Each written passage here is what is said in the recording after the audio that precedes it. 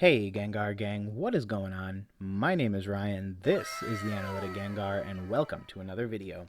In today's video, friends, we are opening up a Rebel Clash booster box, part 2 of a series where basically for everything Sword and Shield, I've basically just been opening up a booster box because I want to fill out my binder as much as possible. Now, if you didn't check it out, there is a video for Sword and Shield base set. That is the first ever set in this generation of trading cards.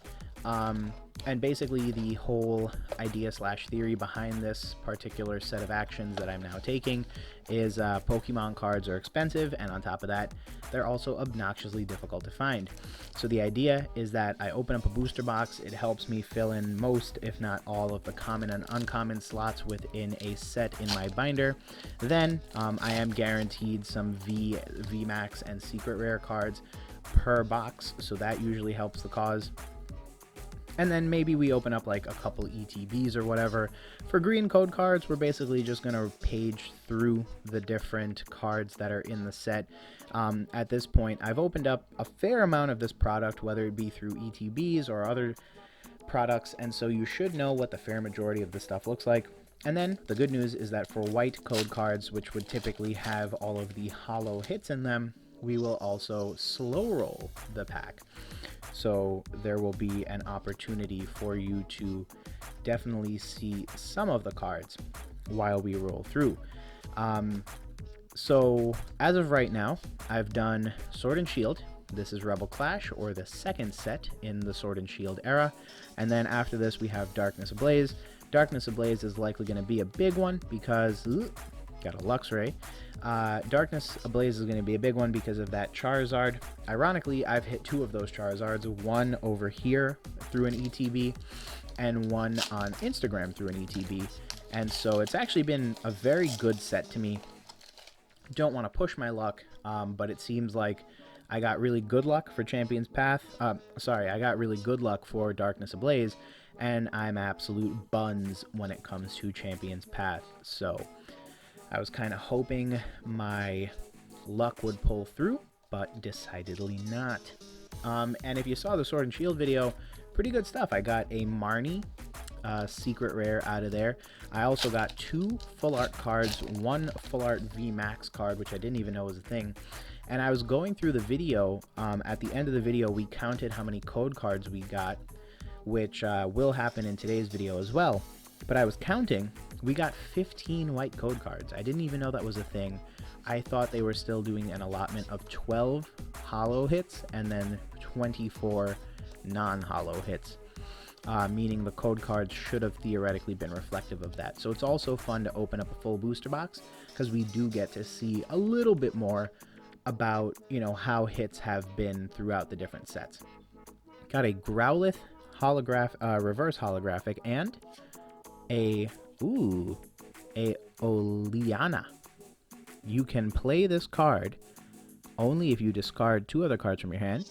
Your opponent reveals their hand, put a trainer card you find there at the bottom of their deck. Interesting. Okay. And this is definitely like a really interesting trainer card. I guess it has its implications in the hobby or in the TCG, so that's pretty cool. So that is our first big hit for the day, a full art trainer card out of Rebel Clash. Rebel Clash honestly didn't get that much love. I'm actually kind of shocked. Get it? Because there's a Toxtricity on the cover. Got a white code card. Everybody manage them expectations, baby. But what's interesting is that I do notice Rebel Clash really didn't get that much love. I think the problem is that if they try to put a set out, they have to kind of let it ruminate a little bit. Like, it just needs some airtime, you know what I mean? Get product on store shelves, make sure it's not like getting sandwiched. Otherwise, when you try to squeeze in a set like Rebel Clash in between, you know, the base set of a particular group, and then you tell me there's a full art Charizard VMAX, the first ever printed, is going to come in the next set, I don't even care anymore. I just immediately want to go to the next set, and I feel like that's what happened with Rebel Clash. I've opened up a little bit here and there, but honestly, it hasn't caught my eye for much, if not anything. And this is a green code card, so we're just going to page through these super quickly. But what's crazy is that, you know, I do feel bad because, like, this has some pretty decent artwork. Like, I love the whole toxicity thing they were pushing for here. I did hit one of the bigger full art VMAX cards out of a blister pack, no less, and I got a Raboot full art card out of an ETB. And so, like, you know, the pulls have been pretty decent to me. I am curious how this ETB is going to end up because this is our third white green code card in a row.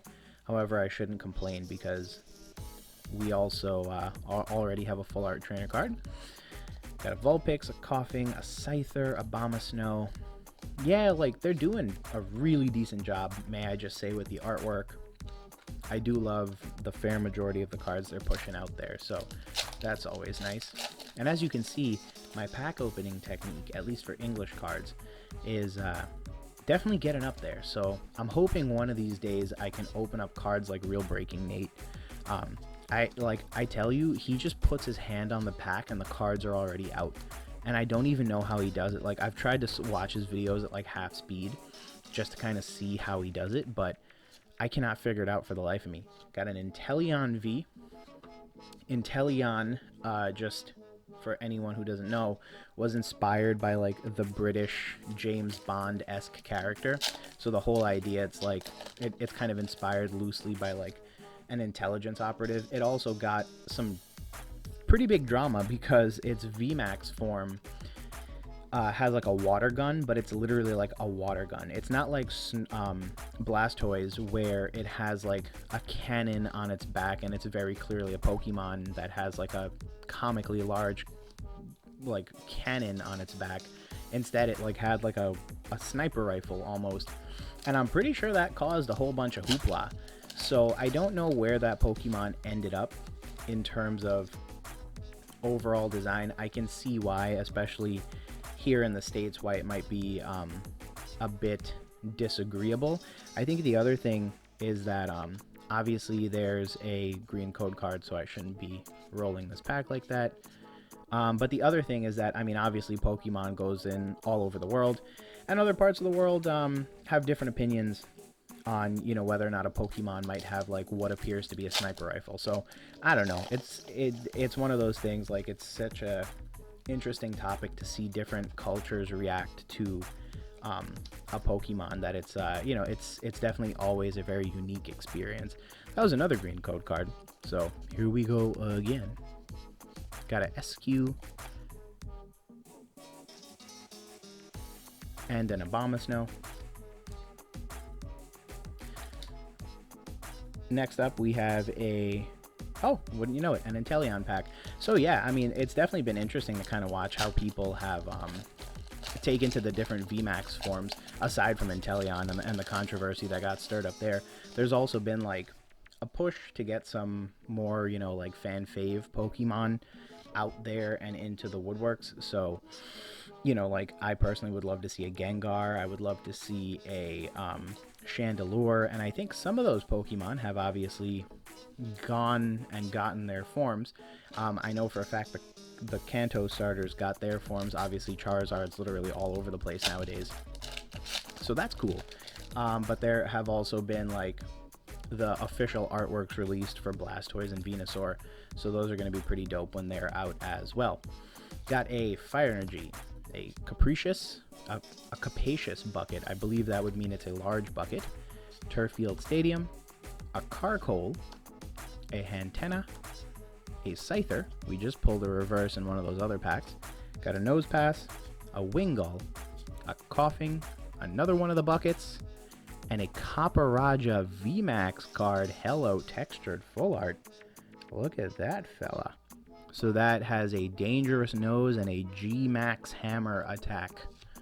It's a good looking steel type, not gonna lie. So 3 hits, and I know this is going to be controversial, but we only have 4 packs left, 5 packs on this side. So I've literally been working one side then the other. The only thing is that I don't shuffle the packs. I know I said I would, and maybe in the future I will, but you know, for the most part, what I have found is that these packs are not mappable, so that's good. In the first video, I kind of covered it in kind of broad strokes, but a mapped box is one where you can estimate where the holographic hits are, and because of that, you could just grab the holographic packs because you know where they're located. Okay, wow, that's okay. So this is my first, I was gonna say this side of the box is buns and the next side of the box is gonna be lit, but we just pulled a VMAX, a full art trainer card, and now a gold twin energy card, and look at the sparkle on that thing. Wow. So that is a dope trainer. Well, that's actually an energy card. What I was gonna say is that because sometimes the packs may be mapped, it's, you know, terribly easy to like manipulate the box, and like if you catch these in stores, you could like really quickly pull out all the hollow hits without even having to open the packs. And so there's a whole bunch of drama around that. If you've ever watched like a PokeRev live stream, you know that he takes each of the packs out, shuffles them around, and then maps them. Or doesn't map them, actually. He shuffles them around to stop them from being mapped in any way, shape, or form. Because I believe back in the day, they did it really simple. So like, let's pretend Inteleon had the hit. They would do it like that. So it would do one waste pack hollow hit, and then it would restart again. It'd be blank, blank, hollow, blank, blank, hollow. So when he takes it out and shuffles it around, you know, there's now like no perceivable order to what is in the packs. So that's kind of the idea behind preventing a box break from turning into just like a mapping fiasco. You want to make sure that you're shuffling the packs around in order to ensure that you know, no one thinks that the packs are being mapped, and that, you know, you're only like giving people certain cards based on how the packs are laid out. So, but yeah, what I have found, hello Twin Energy, so I guess that's good. What I have found is that these boxes are so completely like not mapped that it's wonderful, and so that's been pretty fun. The one thing I do though is I put the code cards in order, so we are able to see the order with which the cards are coming out. And again, we don't need to do that, so we got a Vullaby, Cursola, not a Cursola, oh yeah, that's a Cursola. Got a Toxel, Mr. Mime, Snover, Olina, Berserker, Water, a what? A Phalanx, a Masquerain, and a Tranquil. I also don't go through the effort of looking up the contents of a set before opening it. So it's also kind of fun, because at least there's nothing like, it's always interesting to see what you might pull. And it's also fun going in with like no idea or conception about what's going on. I like, obviously I know about the Charizard and Darkness Ablaze, but I actually don't know much more other than that. And so it's nice because at least I get to like go in with a clean mind. I get to really appreciate the artwork. You know, it's not like I'm picking my favorites off the bat. Got an Applin and an Eldegoss. All right. So we got 5 hits out of this side of the box. Technically, you know, we could do better. Let's find out. So, going with the opposite side of the box now. In the last box that we opened up, that was Sword and Shield base again, for those who weren't able to join, and I definitely recommend checking it out. But Sword and Shield base gave us 15 white code cards. We got 2 full art cards. We got a secret rare Marnie rainbow rare card, so that was fun. We also got a VMAX card, and we did get 6 V cards. So there's an Inteleon and an SQ, which means this side of the box should have some fuego in it. I've never pulled 2 secret rares out of the box. I won't go as far as to say that. And I'm also expecting that because we pulled an Olina, that we're probably only going to pull 1 full art Pokemon V. So that's fine. Just realized this was a green code card. Time Pull, Trubbish, Helioptiles, Honedge, Litwick. There is another Twin Energy and a Greedent. So that's wonderful. That was a green code card. And let me know if you guys are pulling anything good. I think the new tactic when I open the booster boxes, unless someone like asks me like, hey Ryan, can you save me a few of these, like if a friend reaches out and says, hey, do that for me, I don't think I'm gonna ever save the code cards, because at the end of the day 36 code cards is just 36 additional cards I have to find a place to store for a little bit. And I try to keep it so that I'm not like completely inundated with trading cards all over the place. It's hard enough to like manage bulk, but then you're telling me I gotta manage like this stuff as well. It's a crazy ask. So yeah, I'll try to give them out. Let me know how you guys are doing. What I am most concerned with finding out is if there are any code cards available when you check this video out. So I do of course encourage you to both subscribe as well as hit the bell notification. What I've been doing recently is just kind of varying when my videos come out, and because of that, like it might release at 12, it might release at 1, 2, 3, 4, it depends on the day. Okay, double VMAX, baby. I got the Cinderace VMAX card. He looks like he's playing soccer. This was another one of those boxes. These are not easy. And see, this is why my theory probably holds true. It's probably worthwhile to open up a box, because you know, if you try to replicate this with like tins, you're gonna be there for a minute. I feel like nowadays they put a V card in a tin and they call it a day. I didn't share this with anyone in the first video, but part of the reason why I became so passionate about doing things in this way is because I filmed a whole bunch of videos, and I'm sure some of you may know, others may not, but many YouTubers end up in situations where, especially Pokemon card openings, where, you know, sometimes you don't hit anything in a opening, and it's so annoying because it's like you want every video to go live, you want every video to go viral, you want every video to have a crazy hit, and sometimes it just doesn't, because it's borderline impossible to guarantee you're going to get some amazing hit every single video. But what's so annoying is that like you might be opening, like especially with something like Champion's Path, like hundreds of dollars of product. So it's crazy because you might open up all that, the cost of your video may be driven up exponentially, and you may not even have like a video out of it. And if you do have a video, it might get like 15 views. I don't know, like that stinks.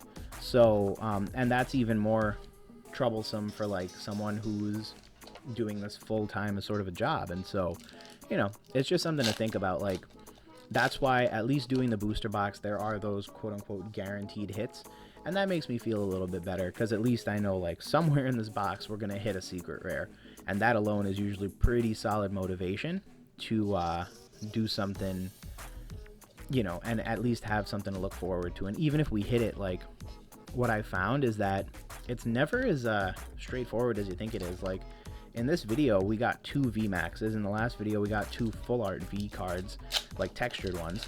So I'm like, okay, like you never really do know what you're going to get out of any given booster box. It seems like they are varying it just a little bit, which helps.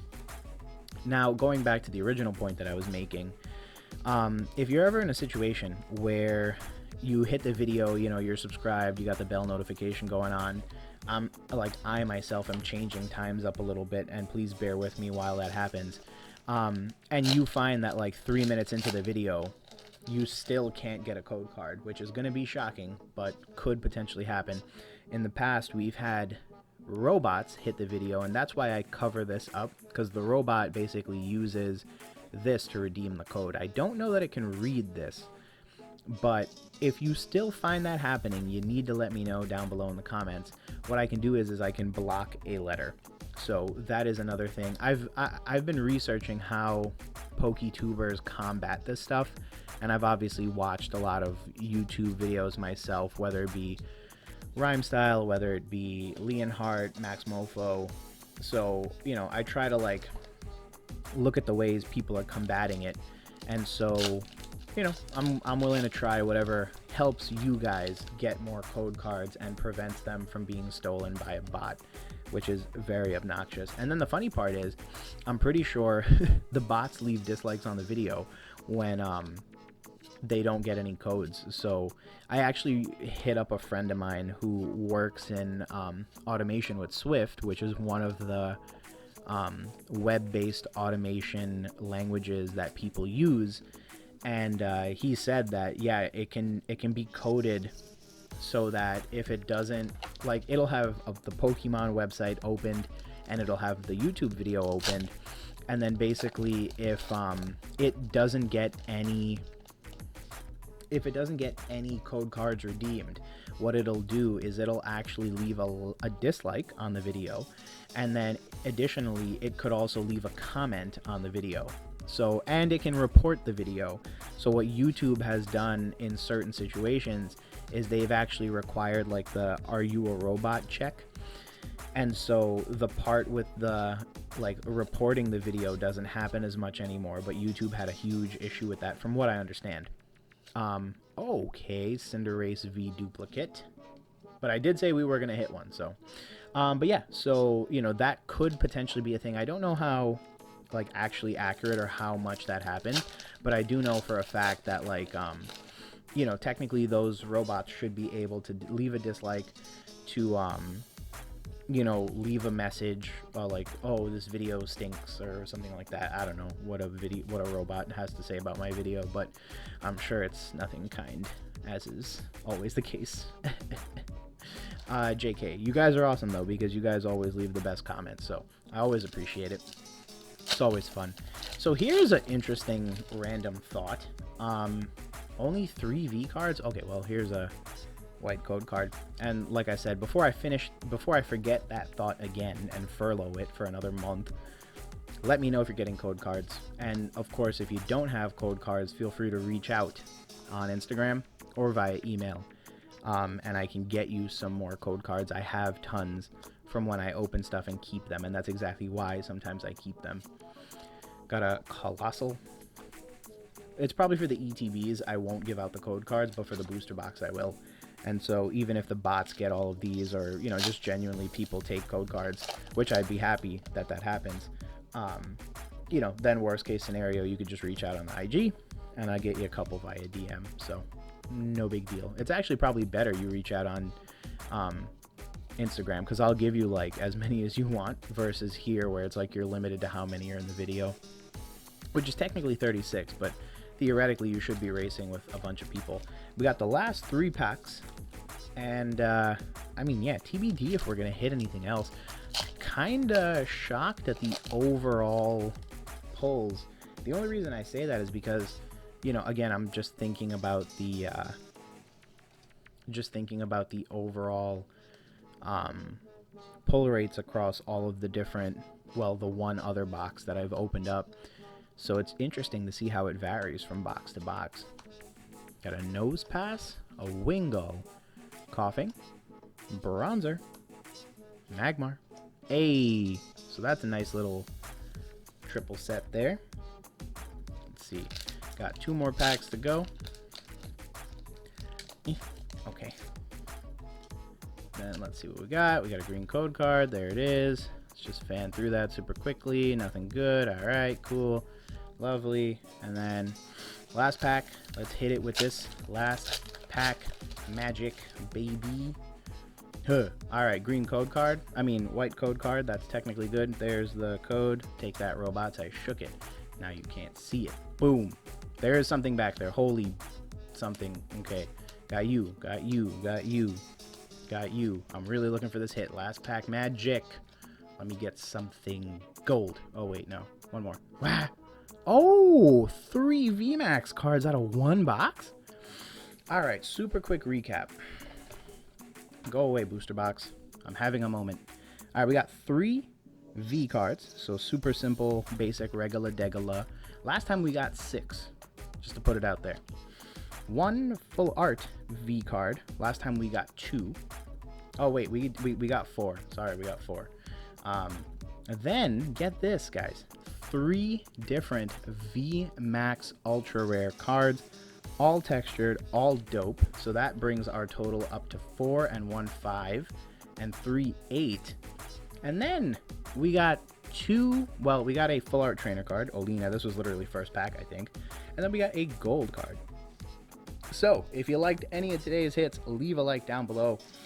We completed the Cinderace line, which is pretty amazing, so definitely leave a like for that. And worst case scenario, if you're a robot, make sure to leave a dislike on this video because I've been blocking the QR codes and you can suck it. Anyways, thanks again for watching today's video, friends. I, as always, appreciate your viewership. It's definitely been fun opening up booster boxes, so that's always good. Amazing that I'm getting so many more hits. This is definitely the preferred way to go. Just trust me, it's so much more fun to open these up than it is to open up a bunch of random tins and stuff. Like I think I got to the point during the video, but I opened up a whole bunch and got nothing. And it was just so obnoxious because I spent probably double the money that I spent on this booster box and got no good hits other than a couple of V cards.